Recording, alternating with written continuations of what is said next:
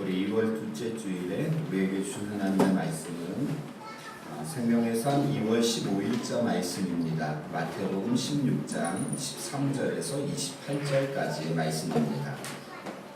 생명의 삶 2월 15일자 말씀 마태복음 16장 13절에서 28절까지의 말씀입니다. 저와 여러분이 한 절씩 교독하시겠습니다. 예수께서 빌립보 가이사랴 지방에 이르러 제자들에게 물어 이르시되 사람들이 인자를 누구라 하느냐? 이르되 어떤 세례 요한, 어떤 엘리야, 어떤 이는 예레미야나 선지자 중에 하나라 하나라. 이르되 너희는 나를 누구라 하느냐? 시몬 베드로가 대답하여 이르되 주는 그리스도시요 살아계신 하나님의 아들이시니라. 예수께서 대답하여 이르시되 바요나 시몬아 내가 복이 있도다. 이를 내게 알게 한 이는 혈육이 아니요 하늘에 계신 내 아버지이시니라. 또 내가 내게 이르노니 너는 베드로라. 내가 이 반석 위에 내 교회를 세우리니 문고의 권세가 이기지 못하리라. 내가 천국 열쇠를 내게 주리니 내가 땅에서 무엇이든지 매면 하늘에서도 매일 것이요 내가 땅에서 무엇이든지 풀면 하늘에서도 풀리리라 하시고 이에 제자들에게 경고하사 자기가 그리스도인 것을 아무에게도 이르지 말라 하시니라. 이때로부터 예수께서 자기가 예루살렘에 올라가 장로들과 대제사장들과 서기관들에게 많은 고난을 받고 죽임을 당하고 제3일에 살아나야 할 것을 제자들에게 비로소 나타내시니 베드로가 예수를 끌고 강변하여 이르되 주여 믿으옵소서. 이 일이 결코 주께 미치지 아니하리이다. 예수께서 돌이키시며 베드로에게 이르시되 사탄아 내 뒤로 물러가라. 너는 나를 넘어지게 하는 자로다. 내가 하나님의 일을 생각하지 아니하고 도리어 사람의 일을 생각하는도다 하시고 이에 예수께서 제자들에게 이르시되 누구든지 나를 따라오려거든 자기를 부인하고 자기 십자가를 지고 나를 따를 것이라. 누구든지 제 목숨을 구원하고자 하면 잃을 것이요 누구든지 나를 위하여 제 목숨을 잃으면 찾으리라. 사람이 만일 온 천하를 얻고도 제 목숨을 잃으면 무엇이 유익하리요? 사람이 무엇을 주고 제 목숨과 함께되느냐? 인자가 아버지의 영광으로 그 천사들과 함께 오리니 그때에 각 사람이 행한 대로 갚으리라. 진실로 너희에게 이르노니 여기 서 있는 사람 중에 죽기 전에 인자가 그 왕권을 가지고 온 것을 볼 자들도 있느니라. 아멘. 우리 미래소망교회 주일 예배 오신 성도님들을 주의 이름으로 환영합니다. 우리 좌우에 계신 분들에게 인사를 교제하겠습니다. 주의 이름으로 사랑합니다. 축복합니다. 어제 교회 밴드에 말씀 뽑기에 대한 기사를 제가 올렸습니다. 우리 교회가 개척 초기부터 송구영신 예배나 신년 예배 때 이 말씀 뽑기를 하지 않습니다. 어느 성도님이 개척 초기에 그것을 요구하신 분이 계셨었는데 제가 생각할 때는 이것이 성경적이지 않다라는 생각 때문에 지금까지 우리 교회는 말씀 뽑기를 하지 않았습니다. 말씀 뽑기가 뭐냐면 여러분들이 어렸을 때 뭐 뽑기나 이렇게 해보셨지 말씀 뽑기 안 해보셨죠? 이렇게 말씀이 이런 우리 그 책갈피처럼 이렇게 돼 있어가지고 이렇게 한 사람씩 나와서 뽑는 겁니다. 거기에 보면 올 한 해 나에게 주신 말씀 해가지고 그런데 거기에 있는 내용들이 다 좋은 내용들입니다. 회개하라 뭐 이런 내용은 없고요. 십자가를 지고 가라 이런 내용 없고 다 복을 받을 것이고 하나님이 너를 축복하시고 뭐 이런 내용들이 있습니다. 그런데 그것이 이제 제가 개인적으로 생각할 때는 성경적이지 않다, 바람직하지 않다라는 생각을 가지고 있었는데 이게 제가 신학교 때부터 존경하는 만나 뵌 적은 없지만 이승구 교수님이 합신대 교수이신 이승구 교수님이 거기에 대해서 이렇게 써놓은 기사 어제 제가 올렸습니다. 보셨나요, 김영 목사님? 네. 거기서 두 가지를 강조했습니다. 하나는 무엇이냐면 성경은 문맥 속에서 읽어야 된다. 제가 말씀을 전할 때마다 강조하는 부분이죠. 성경은 문맥 속에서 보아야 한다. 하나만 딱 뽑아서 보아서는 안 된다라는 것이고요. 또 하나는 성경은 전체를 읽어야 된다라는 것입니다. 그래서 우리가 이 생명의 삶을 통하여서 말씀을 묵상하고 또 성경 읽기를 통하여서 성경 통독을 하는 이유가 여기에 있는 것이죠. 저는 하나님의 말씀인 성경이 우리의 중심이 되어야 된다고 믿습니다. 개인의 중심이 되어야 하고 가정의 중심, 교회의 중심, 또 사회의 중심이 되어야 한다라고 믿습니다. 또 성경 속에서 나온 다른 신학이 여러분 성도를 성숙시킵니다. 성도를 성장시킨다는 것이죠. 그래서 성경 속에서 나온 다른 신학이 중요합니다. 그래서 어떤 신학을 가지고 있느냐, 개인도 교회도 어떠한 신학을 가지고 있느냐 하는 것이 그 성도를 얼마큼 성장시키느냐 하는 것을 좌우한다는 것이죠. 그리고 성도도 성경을 읽고 연구하는 자가 되어야 합니다. 아멘입니까? 여러분, 그래서 말씀을 단지 이렇게 듣기만 하지 마시고 묵상하면서 생명의 삶에 나온 그 본문 해설들을 가지고 스스로 연구할 수 있는 성도님들이 되시기를 주의 이름으로 축원합니다. 여러분, 신앙생활을 어떻게 하는 것이 잘하는 것인가? 어떻게 하는 것이 신앙생활을 바르게 하는 것인가? 교회의 방향에 발맞추어 가는 것입니다. 아멘입니까? 교회가 어떻게 무엇을 요구할 때 그것에 발맞추어 최선을 다해 완벽을 요구하지는 않습니다. 최선을 다해서 내가 할 수 있는 만큼 하는 것, 이것이 신앙생활을 바르게 하는 일입니다. 자, 오늘 본문은 우리 개인의 신앙과 교회의 정체성에 대한 중요한 말씀이 담겨져 있습니다. 제가 이 본문을 1년에 한 번 정도는 꼭 설교를 합니다. 왜냐하면 그 교회에 대한 것이거든요. 그래서 창립 감사 예배가 되면 교회가 무엇인가 라는 제목으로 설교를 하죠. 자, 오늘 본문의 배경이 되는 곳이 어디입니까? 13절 말씀에 보니까 빌립보 가이사랴 지방이다 라고 말씀을 합니다. 우리 문덕재 집사님 가보셨나요?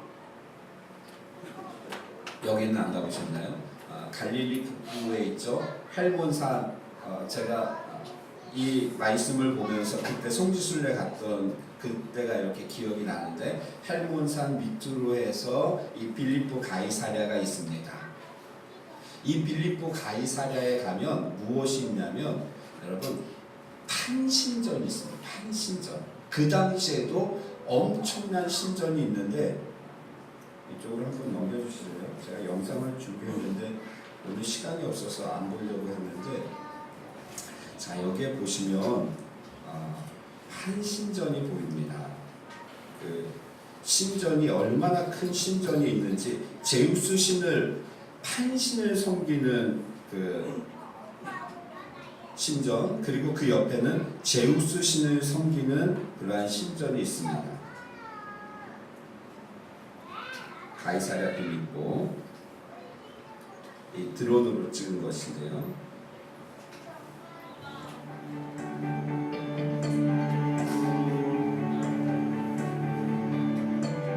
자, 물이 없는 그 지역에 물이 이렇게 많습니다. 헬몬산에서 내려온 그런 물들이 폭포를 이루고 있죠.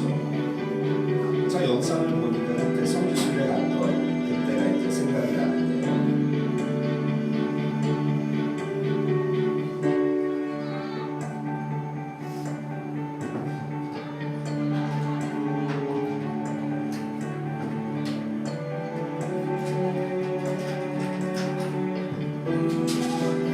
한신전이 어디냐면 여기입니다. 그리고 이 동굴 안에 희생 제물을 밀어 넣는 것이죠. 그래서 이 이 동굴 안에 희생제물을 밀어넣어서 얘가 죽으면 신이 닫은 거고 피를 흘리면서 나오면 신이 거절한 겁니다. 판신전이 여기 있죠. 판신을 섬기던 자리, 그리고 여기는 공연장입니다. 공연장이 있죠. 제우스 신을 섬기던 곳이 이렇게 있고, 자, 이것이 전체가 바위죠. 제가 여기서 사진을 찍어서 보겠습니다. 이 강물이 이 헬몬산에서 이렇게 흘러나와서 저 뒤로 가면 이제 거기서 엄청난 폭포가,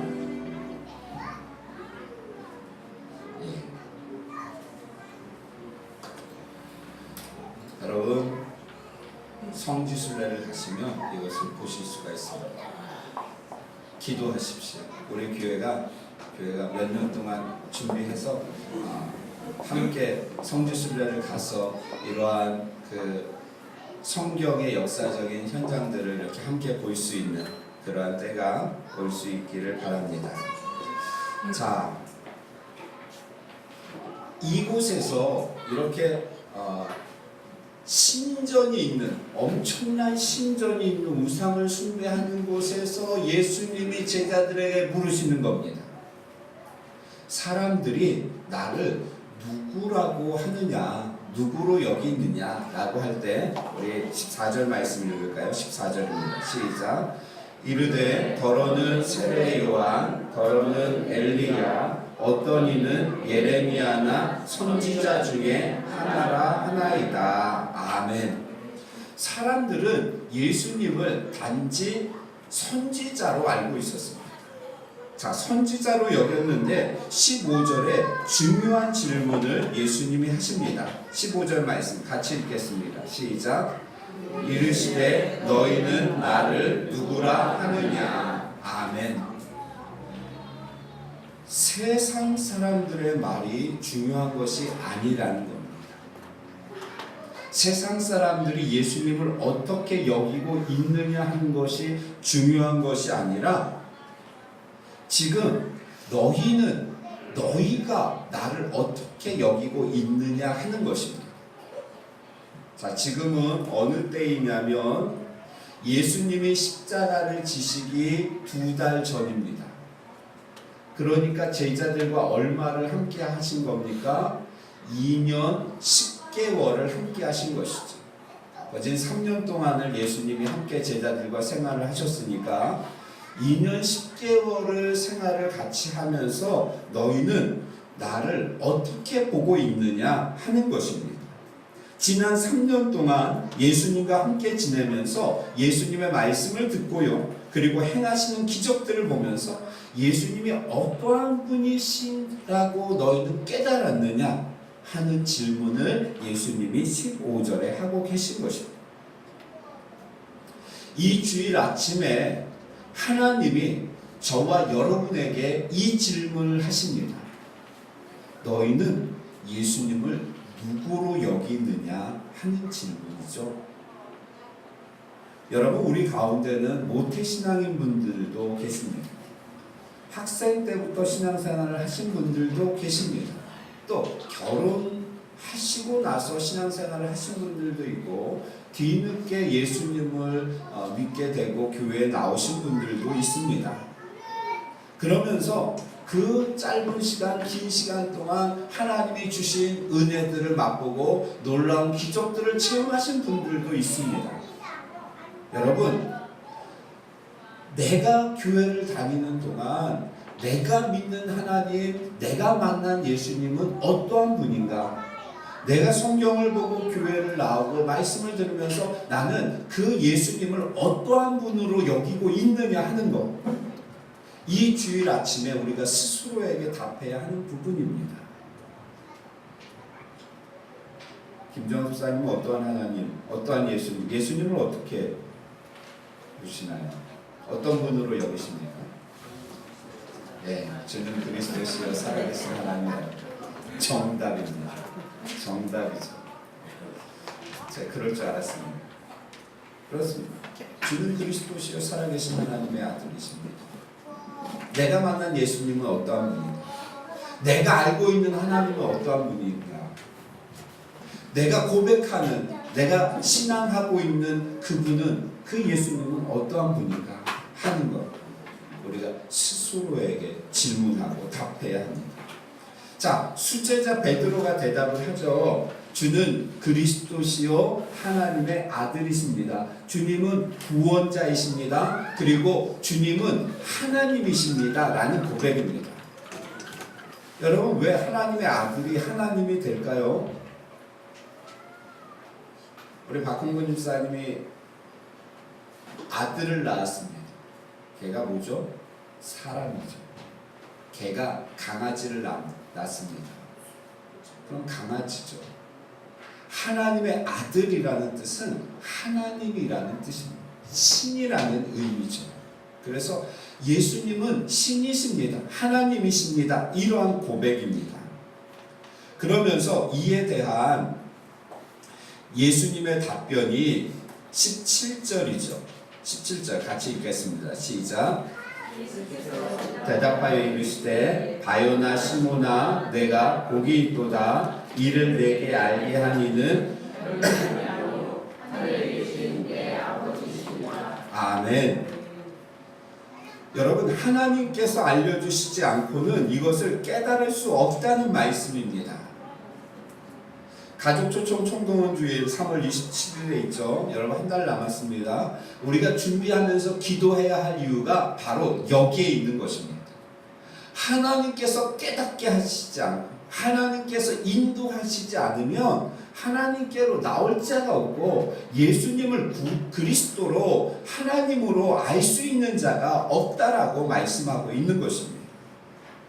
나의 생각에는 도저히 나올 것 같지 않은데 우리가 기도하면 하나님께서 상황을 만드시고요, 그 마음을 움직이셔서 하나님께로 나올 수 있도록 만드신다는 것입니다. 우리가 해야 될 것은 기도하고 믿음으로 초청하는 것. 이것이 우리가 해야 될 사명인 줄로 압니다. 또 여기 보면 내가 복이 있도다 라고 말씀하고 있죠. 내가 복이 있도다. 여기서 복이라는 단어는 행복한이라는 뜻입니다. 잘 사는 이라는 뜻입니다. 그러면 이것은 어떠한 의미냐? 예수님이 누구신지를 아는 것이 행복한 것이다. 이런 의미입니다. 예수님이 누구신지를 알고 그 신앙을 고백하는 것이 잘 사는 것이다. 라는 말씀입니다. 아멘입니까? 여러분, 행복하게 잘 사는 것, 모든 세상 사람들의 한결같은 소원입니다. 문제는 그 기준이 무엇이 되느냐 하는 것이죠. 행복하게 잘 사는 기준이 무엇이냐? 열심히 일을 해서 차를 샀습니다. 아반떼를 사서 명절에 시골에 이제 딱 내려갔습니다. 차를 삐까뻔쩍하게 이렇게 잘 닦고 해서 이제 부모님한테 보여드리라고 아반떼를 사갖고 닦았는데 사촌이 BMW를 타고 왔습니다. 그것을 보는 순간 이 차는 더 이상 이 자가용이 아니라 그냥 단순한 이동 수단일 뿐이 되는 것이죠. 그냥 타고 움직이는 것, 그것이 되는 거예요. 차가 뭐. 기준이 어떠냐 하는 것. 행복하게 잘 사는 기준이 여러분 상대적일 때 인간은 만족이 없습니다. 상대적일 때. 내가 가진 것이 소중하다는 것을 알고 이것에 감사하지 않고 상대적으로 다른 사람이 가진 것을 더 부러워하고 더 바라보게 되면 그 속에 만족은 없게 되어지는 것입니다. 우리는 없어서 불행한 것이 아닙니다. 더 가지지 못해서 지금 소유하고 있는 것에 만족하지 못해서 불행하게 되어지는 것이죠. 여러분, 부하지 못한 것이 우리를 불행하게 할 수 없습니다. 맞나요? 부하지 못한 것이 우리를 불행하게 할 수는 없습니다. 만약 우리가 먹을 것이 없어서 굶어 죽는다면, 우리 자녀들이 먹을 것이 없어서 굶어 죽어가고 있다면 그것은 불행한 것입니다. 그런데 다른 의식주가 어느 정도 채워졌는데 내가 부하지 못하다, 이것은 불행한 것이 아닙니다. 단지 불편할 뿐입니다. 이 불행을 불편함으로 착각을 하면, 이 불편함을 불행으로 착각을 하면 여러분 그때부터는 진짜 불행해지는 것입니다. 지난주 잠언 말씀을 읽으면서 은혜 받은 구절이 있습니다. 우리 함께 나눠볼까요? 잠언 10장 22절 말씀에 보니까 이런 말씀을 하십니다. 잠언 말씀을 지난 후반기에 많이 읽었는데 이 말씀을 왜 이렇게 이 말씀이 이제나 보이나 이런 생각을 하면서 10장 22절 말씀을 읽었습니다. 제가 읽겠습니다. 여호와께서 주시는 복은 항상 여호와께서 주시는 복은 사람을 부하게 하고 근심을 겸하여 주지 아니하시느니라. 여러분, 이 말씀이 아멘이 됩니까? 여호와께서 주시는 복은 사람을 부하게 하고 근심을 겸하여 주지 아니하신다. 무슨 말씀입니까? 정직하지 못하게 쌓은 재물은 항상 근심을 동반하게 되어진다는 것입니다. 그것은 하나님이 주시는 복이 아니라는 것이죠. 그것은 더 이상 하나님이 주시는 복이 아닙니다. 하나님이 주시는 복은 부하게 되어질 때 그 재물로 인하여서 근심거리가 없어지는 것, 이것이 하나님이 주시는 복입니다. 우리가 정직하게 벌고 정직하게 사용하는 것, 이것이 하나님이 주시는 복이라는 것이죠. 내가 비록 부유하게 살지는 않을지라도, 많은 것들을 누리면서 살지는 못할지라도 예수님이 어떠한 분이신가를 우리가 바로 알고 그분을 고백한다면 우리는 행복하고 잘 사는 것입니다. 아멘입니까? 여러분, 행복하고 잘 사시는 성도님들 되시기를 주의 이름으로 축원합니다. 우리 옆에 있는 분들에게 이렇게 고백할까요? 저는 행복하게 잘 살고 있습니다.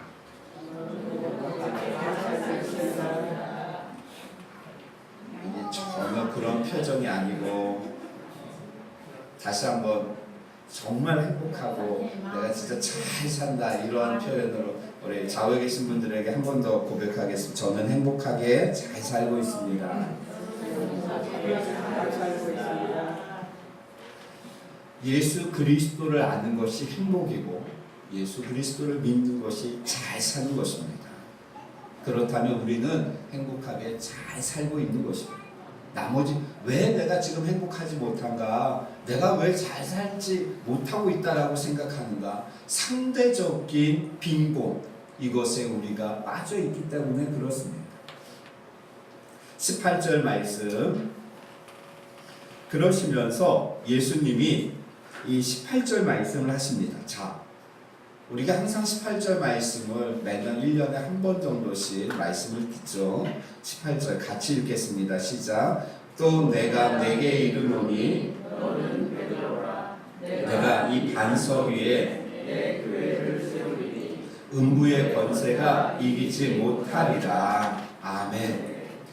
예수님이 베드로의 신앙 고백을 들으시고 베드로를 칭찬하신 후에 이 18절을 말씀하시죠. 이제 이 말씀을 어떻게 해석하느냐에 따라서 여러분, 교회가 무엇인지에 대한 교회의 정체성을 우리가 깨달을 수 있습니다.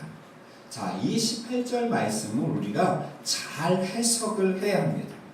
처음에 말씀드렸던 성경은 한 절을 뽑아서 보아서는 안 되고 문맥 속에서 이해해야 되고 또 상황 속에서 그 부분을 이해해야 된다. 엄마가 자녀에게 나가 죽어라 그랬더니 이 아이가 그 얘기를 듣고 나가 죽었습니다. 부모의 말에 순종한 것이죠. 여러분, 나가 죽으라고 할 때에 그 앞 뒤에 위의 문맥 상황을 그 앞의 상황을 이해해야죠. 왜 그랬는가? 이 아이가 공부도 안 하고 부모님 말씀도 안 듣고 집안 청소도 안 하고 말썽만 부리고 해서 너무도 화가 나갖고 그 이야기, 물론 그렇게 표현하는 것은 잘못했지만 그렇게 이야기한 것이죠. 그러면 그것은 어떠한 의미입니까? 정말 이 아이 보러 나가서 죽으라는 의미입니까? 제대로 하라는 것이죠. 그렇게 하지 말라는 겁니다. 이 상황을 이해할 수 있어야 되는데 오늘 18절 말씀도 우리가 문맥과 상황 속에서 이해해야지 문자 그대로 보면 어떠한 말씀입니까? 베드로 위에 교회를 세우시겠다는 그런 말씀으로 보일 수 있다는 것이죠. 자, 교회는 언제 시작되었습니까? 교회라는 것이 시작되어진 것이요. 언제 시작되었죠? 네, 초대교회가 언제 시작되었냐는 거죠. 초대교회가 자, 예수님이 부활하십니다. 무슨 날 부활하시죠? 무슨 절? 예수님이 무슨 어린 양으로 잡히세요? 6월절 어린 양으로 십자가에서 죽으시고 6월절에 부활하시죠. 그리고 49일이 지나면 오순절이 되어집니다. 그 오순절에 성령이 강림하시죠. 마가의 다락방에 120명의 성도가 거기서 예수님의 오심을, 주님의 오심을 기다리면서 열심히 기도할 때 성령이 임합니다. 그날이 바로 교회의 시작인 것이죠. 교회가 그렇게 시작되어서 초대교회는 예루살렘 교회를 중심으로 초대교회가 이제 부흥되어집니다. 베드로가 한번 설교하니까 3,000명, 하루에 3,000명, 또 5,000명씩 회개하고 돌아오는 놀라운 기적의 역사들이 일어나게 되어지죠. 교회가 부흥을 합니다. 그때 예루살렘 교회가 핍박을 당하죠. 누구의 순교를 기점으로? 스데반 집사의 순교를 기점으로 하여서 교회가 핍박을 당하고 예루살렘 교회가 흩어집니다. 이것을 디아스포라라고 이야기를 하죠. 그래서 여러 곳에 흩어진 교회들이 유대인들이 그리스도인들이 가서 교회를 세우게 되어집니다. 그러면서도 핍박은 계속되어지죠. 그러다가 여러분 훌륭한 황제, 로마의 콘스탄틴 대제라고 하죠. 이 콘스탄틴 대제가 기독교를 공인하게 되어집니다. 공적으로 인정하게 되어지죠. 몇 년이요? 313년에 기독교를 공적으로 인정하게 되어지고 그러면서 나중에는 로마의 국교가 되어지면서 기독교가 핍박이 아니라 이제는 힘을 얻게 되어집니다. 교회가 힘을 얻으면서 예배당을 세우고 그리고 그 황제와 그 교황이 권력 다툼을 하게 되어지는 것이죠. 그러면서 전쟁도 일으킵니다. 이것이 무슨 전쟁이다? 십자군 전쟁이다 라는 것이죠. 초대교회는 더 이상 이 작은 가정교회 형태의 교회가 아니라 이제는 대형교회의 모습을 갖추게 되어집니다. 돈이 생기고 권력이 생기는 것이죠.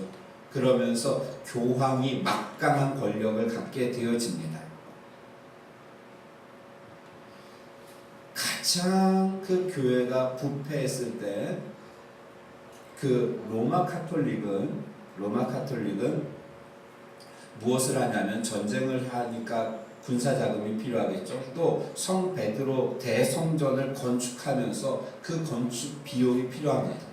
그러니까 그 로마 카톨릭 타락의 최고 정점을 뭐라고 이야기하냐면 면죄부 판매라고 이야기합니다. 돈을 걷어들이기 위해서 교회에서 무엇을 하냐면 면죄부를 판매하는 것이죠.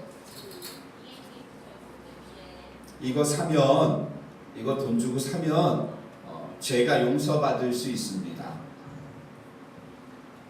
그래서 심지어는 뭐라고 이야기했냐면 이 면죄부를 사면 성모 마리아를 강간한 사람도 죄가 깨끗해질 수 있습니다. 이렇게 이야기하는 거죠. 이 면죄부를 사면 여러분들의 조상이 죄로 인하여서 죽어서 지금 연옥에 있는데 이 헌금을 하면 그 헌금 소리가 동전 소리가 헌금함에 땡그랑 하는 소리가 들림과 동시에 당신의 아버지는 그 연옥에서 천국으로 옮겨질 겁니다. 즉시. 여러분 안 사시겠습니까 이거를? 박은혜 집사님 고조 할아버지의 할아버지가 예수님 믿으셨나요? 모르면 안 믿으셨을 가능성이. 이거 사시면 이거 100만 원인데 이거 사시면 지금 그 헌금함에 그것을 넣는 순간 그분이 지옥에서 막 고통당하시다가 천국으로 옮겨집니다. 사시겠습니까? 그분은 내가 잘 몰라가지고.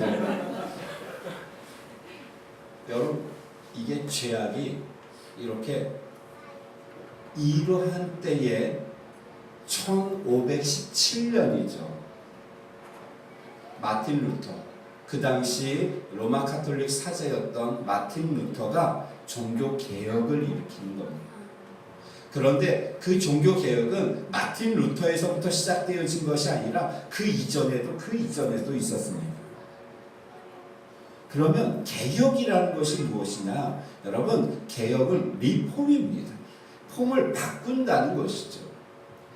처음에 초대교회가 교회로서의 기능을 잘했는데 권력을 가지다 보니까 대형화되어지고 그러면서 진정한 교회의 모습이 아닌 이상한 교회의 모습으로 가게 되어집니다. 거기서부터 다시 하나님이 처음 원하셨던 교회의 모습으로 다시 오는 것이죠. 그래서 거기서부터 다시 교회를 시작하자라고 해서 시작되어진 것이 여러분 개신교입니다. 우리가 믿고 있는 장로교, 감리교, 성결교 이런 개신교가 그러한 것이죠. 그러니까 이 천주교에서 개신교가 나온 것이 아니라 천주교의 잘못된 그러한 모습을 우리가 답습하지 말고 원래 교회의 모습을 회복하자, 개혁하자, 리폼하자라고 해서 다시 초대교회의 모습, 성경으로 돌아가자라는 그 모습으로 시작되어진 것이 여러분 개신교입니다. 그러니까 천주교는 큰 집이고 개신교는 작은 집이고 이런 것이 아니라는 것이죠. 신학이 중요하다고 말씀을 드렸죠. 천주교는 어떤 신학이 있냐면 교황 무오설이 있습니다. 우리는 무슨 무오설을 믿죠? 성경 무오설을 믿습니다. 성경은 오류가 없다라는 것을 우리는 믿습니다. 그런데 천주교는 교황 무오설을 믿습니다. 교황은 절대 잘못을 범할 수 없고 교황은 영원토록 옳다 이것입니다. 그래서 지금도 교황의 권위는 성경의 권위보다 높습니다. 1대 교황이 누구죠? 베드로예요. 베드로. 그 주시잖아 여기에서. 그 천국 열쇠를 준다. 베드로가 1대 교황입니다. 2대, 3대 해갖고 지금 몇 대인지는 모르겠지만 그 교황권, 그 사제권이 사도권이 지금 교황에게까지 내려온다라고 그들은 믿고 있는 것이죠. 그러니까 교황은 대단한 권위와 권력을 가지고 있는 것이죠. 여러분 오늘 18절 말씀을 어떻게 해석하느냐? 베드로라는 것이 반석 이라는 뜻인데 18절 말씀을 자세히 보면 이 반석 위에 내 교회를 세우리니 이렇게 말씀하시죠. 반석 위에 교회를 세우시겠다는 예수님의 말씀을 18절만 따로 떼어서 해석을 해서는 안 되고 문맥 속에서 보아야 합니다. 그 앞에 베드로가 무엇을 했습니까? 신앙 고백을 했죠. 주는 그리스도시요 살아계신 하나님의 아들이십니다라는 그 베드로의 신앙 고백 위에 교회를 세우시겠다는 것입니다. 왜냐하면 교회는 건물이나 제도가 아니라 사람들의 모임이기 때문에 그렇습니다.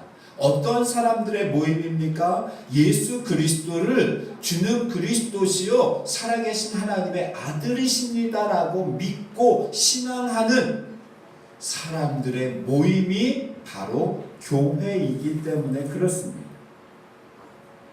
그래서 18절 말씀은 베드로 위에 교회를 세우시겠다는 말씀이 아니라 베드로의 신앙 고백과 같은 신앙을 고백하는 사람들 위에 교회를 세우시겠다라는 말씀입니다. 아멘입니까? 여러분, 이 부분이 교회론이 확립되어야 우리가 교회를 다니고 있지 않습니까? 그러면 이 교회 속에서 나는 무엇을 해야 될 것인가, 교회가 어떤 것인가 하는 것을 깨닫게 되어집니다. 예수님을 구원자로 하나님을 믿는 우리 한 사람 한 사람이 모여서 교회가 되는 것이죠. 하나님께서 교회를 사랑하십니다. 아멘입니까? 교회는 하나님의 소망입니다. 세상을 향한 하나님의 소망이 교회를 통하여 이루어질 것입니다. 그렇다면 우리는 하나님을 사랑한다는 것, 그것은 곧 교회를 사랑한다는 것이고, 그것은 곧 성도들을 사랑하는 것이고, 그것은 곧 나를 사랑하는 길이 되어지는 것이죠. 하나님을 사랑하는 우리 미래소망교회 성도님들, 교회를 더욱더 뜨겁게 사랑하시는, 그리하여서 교회가 무엇인지를 알고 교회를 통하여서 주신 은혜와 복을 받으시기를 주의 이름으로 축원합니다. 자, 24절 말씀을 보시면 이제 21절에 보면 이때로부터 라고 말씀하죠. 이때는 언제입니까? 베드로가 신앙 고백을 한 이때 예수님이 이제 첫 번째 십자가를 지실 것을 말씀하시죠. 여기에서. 그러면서 베드로가 이렇게 이야기하죠. 22절에 항변하여 이르되, 붙들고 항변하여 이르되. 우리말 성경에는 이렇게 번역을 했습니다. 거칠게 소리를 높여서. 그런데 원래 헬라어의 원래 뜻은 무엇이냐면 꾸짖다라는 뜻입니다. 베드로가 예수님을 꾸짖으면서 그렇게 해서는 안 된다라고 말씀하고 있는 것이죠. 그랬더니 23절에 예수님이 말씀하시죠. 사탄아 내 뒤로 물러가라. 너는 나를 넘어지게 하는 자로다. 내가 하나님의 일을 생각하지 아니하고 도리어 사람의 일을 생각하는도다. 그래서 여기서 대조되어지는 것, 하나님의 일과 사람의 일입니다. 우리가 항상 이것이 하나님의 일인가, 이것이 사람의 일인가를 생각해야 합니다. 교회 일을 한다고 해서 여러분 다 하나님의 일이 아닙니다. 그것이 나를 위한 것이고, 나의 욕심을 위한 것이고, 나를 드러내기 위한 것이라면 거룩한 하나님의 일을 하면서도 사람의 일이 될 수 있음을 우리는 기억해야 합니다. 그러면서 24절이요. 같이 읽겠습니다. 시작. 이에 예수께서 누구든지 나를 따르거든 자기를 부인하고 자기 십자가를 지고 나를 따를 것이니라. 아멘. 하나님의 교회 공동체인 우리에게 주신 사명이 무엇인지를 분명하게 24절에 말씀하고 있습니다. 우리가 하나님의 교회로 모였습니다. 참 이런 표현이 제가 여기다 쓰면서도 이 표현을 써야 되나? 하나님의 교회로 모였습니다. 이게 동영상이 만약 보는 사람들 뭐 별로 없지만 받는 저기는 하나님의 교회구나, 가면 안 되겠구나. 참 좋은 표현은 다 갖다 써갖고 이게 설교하면서도 참 힘듭니다. 하나님의 교회죠. 하나님의 교회로 우리가 모였습니다. 그러면 우리가 모여서 무엇을 해야 될 것인가? 여러분, 끊임없이 자기를 부인하는 것입니다.